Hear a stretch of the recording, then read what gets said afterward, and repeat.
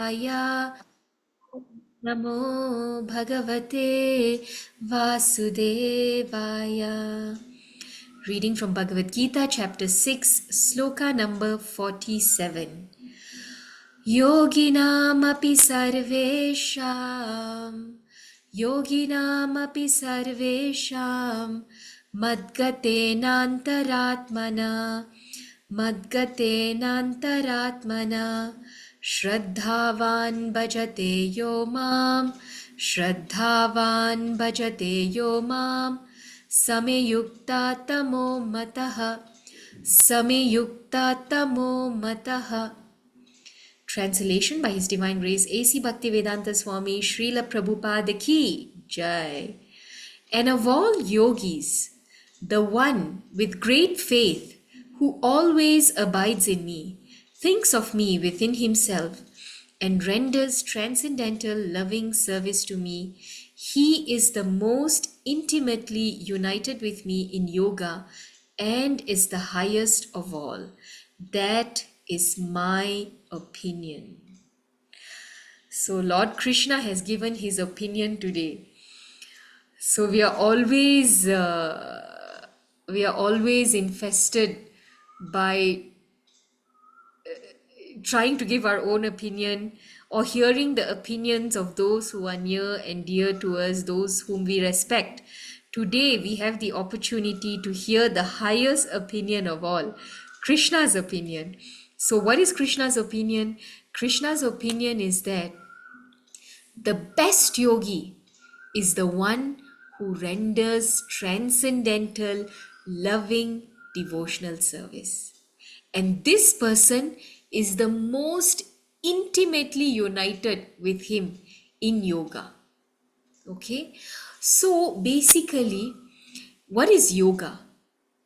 Yoga is the practice of linking with the Supreme Personality of Godhead. And a practitioner of yoga is called what? A yogi. Okay, he or she is called a yogi, one who practices yoga. So in this 6th chapter, Lord Krishna has described Ashtanga Yoga.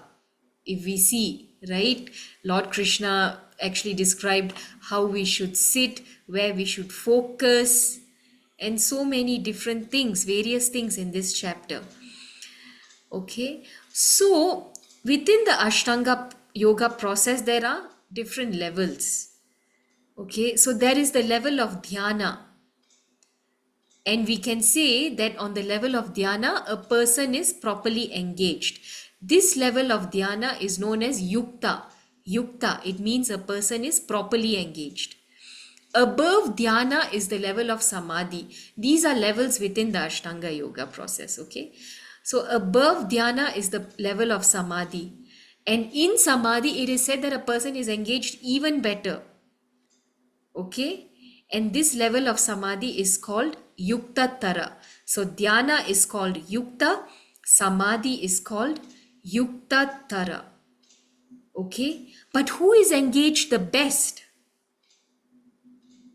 So there's good, there's better, but who is engaged the best? One who is on the level of bhakti yoga, who is engaged in chanting, hearing, and other angas of devotional service.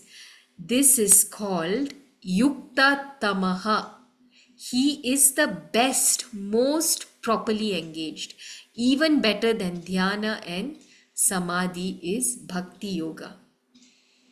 Okay, so in this verse, the word bhajate, shraddhavan bhajate, one who worships me with faith. The word bhajate is very significant. Prabhupada writes that the word bhajate has its root in the word bhaj. Bhaj is a verb, okay, bhaj, which is used when there is a need of service. Okay, so here when we say bhajate yo mam means the person who renders service. Okay, so Srila Prabhupada writes in the purport, service with love and faith is especially meant for the Supreme Personality of Godhead. One can avoid worshipping a respectable man or a demigod and may be called discourteous. But one cannot avoid serving the Supreme Lord without being thoroughly condemned. So we can escape even if we don't serve anyone else, it's fine. But if we do not serve the Supreme Lord, we will be thoroughly condemned, is what Srila Prabhupada writes. What does he mean by writing these few lines? Srila Prabhupada actually means that, dear devotees, bhakti is not optional. Bhakti is mandatory. It's mandatory. It's a must, right? It's a must to serve. Why is it mandatory? Because as living entities, we are part and parcel of the Supreme Personality of Godhead. And thus, every living entity is intended to serve the Supreme Lord by our own constitutional position. And failing to do this, he falls down. This is what Srila Prabhupada writes. So, bhakti is not optional, it is mandatory. We are part and parcel of the Lord. He has given us so much. Everything actually belongs to Him, and we are exploiting and using it to our advantage. So, it is our basic responsibility to give back, to at least serve the Lord. This is why Srila Prabhupada writes that bhakti is mandatory, it is not all optional. Okay. So, also Srila Prabhupada further says the culmination of all kinds of yoga practices lies in Bhakti Yoga. All other yogas are but means to come to the point of Bhakti. So, all other yogas that we learned are nothing but means to come to Bhakti. Yoga actually means Bhakti Yoga. Okay, all other yogas are progression towards Bhakti Yoga. It's like we have these various steps. We have the yoga ladder. Okay, we can see in the yoga processes. Let me share my screen if it's okay, Shri Hari Prabhu. Yes, please.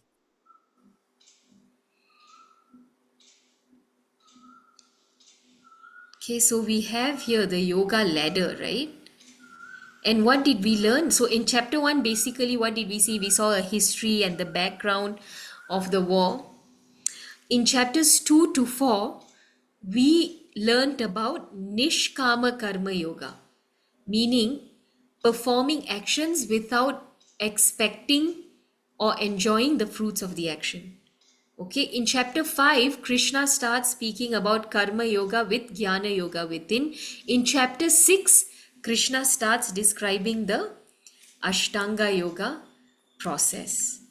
Okay, so we can see that there are all these levels of yoga. This is called the yoga ladder. Some types of yoga will enable the practitioner to attain Brahman. After higher to Brahman, then some practices of yoga will enable the practitioner to attain Paramatma.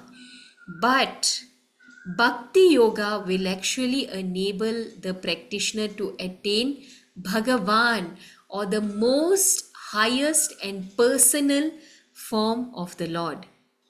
Okay, so the highest in the process in the yoga ladder, what is the highest? Bhakti Yoga is the highest. It's higher than Karma Yoga, Jnana Yoga, Ashtanga Yoga, everything. It's the highest of all. Bhakti Yoga is the highest of all. Okay, through Bhakti Yoga we can attain Bhagavan. All right, so now I have a question to ask all of you. Now there are all these steps, right, in the yoga ladder that you're seeing here. So in order to reach Bhakti Yoga, what do we naturally think? We have to go through all these steps. We have to perform Karma Yoga, and then we have to perform Karma Yoga with Jnana within. We have to perform Ashtanga Yoga, and then we can start seeing the Lord. Okay, we can start seeing the Lord as Bhagavan. After seeing the Lord as the super soul, only then we can see the Lord as Bhagavan. Is this true? Do we have to go through all the steps in order to practice Bhakti Yoga? You can type No, in the chat. Mataji. No, Mataji. No? No, Mataji? All right, very nice. Yes, Amrita Mataji, thank you very much for responding. So, Amrita Mataji is absolutely right. We do not have to go through all these various steps in order to perform Bhakti Yoga. There's always a shortcut. Mataji, Lord is, yes, Mataji. Mataji, it is attachment to the holy name is enough to excel in Bhakti Yoga. Absolutely. That is very, very right. Thank you very much, Vaishali Mataji, for sharing that with us. Yes, attachment to the holy name or devotional service. Okay, chanting the holy name is also Bhakti Yoga and it helps us to progress in Bhakti Yoga. Okay, so when we are in a building with 100 floors, let's say, right, and there are the stairs, we have the staircase to go up to the 100th floor, and we have the elevator. And we are time constrained. We are always time constrained, right? So, what would you do in this case? Would you take the staircase and climb up to the 100th floor, or would you take the elevator or the lift? Take the lift, Mataji. Yes, Elevator. Samrita Mataji. Yes, Prema Mai Mataji. Thank you very much. So, obviously, we will take the lift, right? It is the fastest way. So, going through the yoga ladder is like climbing the stairs, but we can take the elevator and reach our destination very quickly. So, the conclusion is Bhakti Yoga does not depend on the lower elements in the yoga ladder. All right, but the rest actually, Ashtanga, Karma, Jnana, they depend on Bhakti Yoga because only through Bhakti Yoga we can attain perfection. So now we have established that Bhakti Yoga is the highest yoga in the yoga ladder, right, devotees? So now, what does a Bhakti Yogi do? Even that is described by Srila Prabhupada in this purport. Okay, so he very beautifully says this, and I cannot paraphrase it in my own words. I have to read it from his own words that he wrote in the purport. So Srila Prabhupada writes, the ideal yogi concentrates his attention on Krishna, who is called Shama Sundara, who is as beautifully colored as a cloud, whose lotus-like face is as effulgent as the sun, whose dress is brilliant with jewels, whose body is flower garlanded. Illuminating all sides is his gorgeous luster, which is called the Brahma Jyoti. He incarnates in different forms, such as Rama, Narsimha, Varaha, and Krishna, the Supreme Personality of Godhead, and he descends like a human being as the son of Mother Yashoda, and he is known as Krishna, Govinda, and Vasudeva. He is the perfect child, husband, friend, and master, and he is full with all opulences and transcendental qualities. If one remains fully conscious of these features of the Lord, he is called the highest yogi. So sometimes we are very confused. What do I meditate on? Should I meditate on the effulgence of the Lord? Should I try to see the light? What is the perfect realization of God? Many times this is debated. So it is very, very clearly described here, dear devotees. When we think of Krishna in his personal form, we think of his beautiful complexion, the clothes that he wears, his lotus-like face, his complexion, how he is the son of Mother Yashoda. Okay, and how he is the perfect child, husband, and master. When we realize all these features of the Lord, we are realizing him as Bhagavan.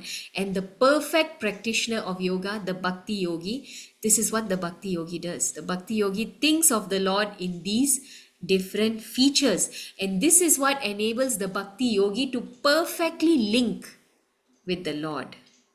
Okay, so now one very important thing, this is one of the most important verses of the Bhagavad Gita, so which is why it is important that we spend just a little bit more time. This shloka is known as the transition to the 7th chapter. So, this shloka, the 47th shloka which we went through today, is the last shloka of the 6th chapter of the Bhagavad Gita. And it is actually the transition to the 7th chapter of Bhagavad Gita. So, the first 6 chapters of Bhagavad Gita, they mostly describe Karma Yoga. First 6 chapters. Okay, chapter 1 through 6. And the last 6 chapters, chapter 13 through 18, they describe Jnana Yoga. And in the middle, chapters 7 through 12, like pearls within an oyster. Okay, so in an oyster, the most precious part is the pearls, and it's in the middle. We have the top part of the oyster, the bottom part of the oyster, and the pearls are in the middle. So in the Bhagavad Gita, as pearls are within an oyster, the middle 6 chapters, chapters 7 to 12, describe Bhakti Yoga, and they are the most precious. So the next few months, where we will take you through the 7th to 12th chapter, these will be very, very nectarian to hear. Okay, so this shloka is the transition or introduction to Bhakti Yoga. So Lord Krishna very nicely, as a very eloquent, good speaker, always tells us, now I am going to speak about Bhakti Yoga. And before speaking about Bhakti Yoga, let me establish the importance of Bhakti Yoga. So Krishna is also a very good speaker. So Krishna is telling us that the best yogi is one who performs Bhakti Yoga. And what is Bhakti Yoga and how further to perform Bhakti Yoga, I am going to describe to you in the next 6 chapters. So this shloka is the transition to the 7th chapter, or the next part, the middle part of the Bhagavad Gita, which will mainly focus on Bhakti Yoga. All right. So, dear devotees, we have learned today in this shloka that a person who performs loving devotional service unto Krishna is the topmost devotee. And this is Krishna's opinion. Okay. So now, I just want to share something. When you enter a store and there are many products there, and you want to purchase something, you need it and you want to purchase it. Sometimes we are very confused, right? When we read the features of the several products, we are very confused as to which one to purchase. Which will be the best for me? What should I buy? When we are confused, we tend to ask the owner of the store, okay, which is the best? Which should I buy based on my needs, right? Because we believe that the owner will know best, because he's the proprietor of the store and he has all these different types of products that he has kept on display. So he would obviously know best about them. Okay. And he will advise us then, okay, for your needs, in my opinion, this is the best product for you. Similarly, here, Krishna has offered us various options, right?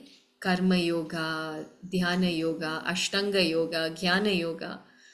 Okay. So, Krishna has also given his opinion, anticipating that Arjuna will ask, which is the best of all?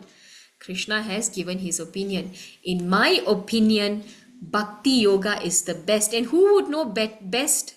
Who would know better than Krishna? He is the one who is describing all these different processes. And after describing all of them, what is he telling us? Bhakti Yoga is the best. So, dear devotees, time is limited. Anything can happen anytime. We are always time constrained in this material world. Every step there is danger. Considering this, please take the elevator up. This elevator of Bhakti Yoga. So, thank you all very much for joining us today.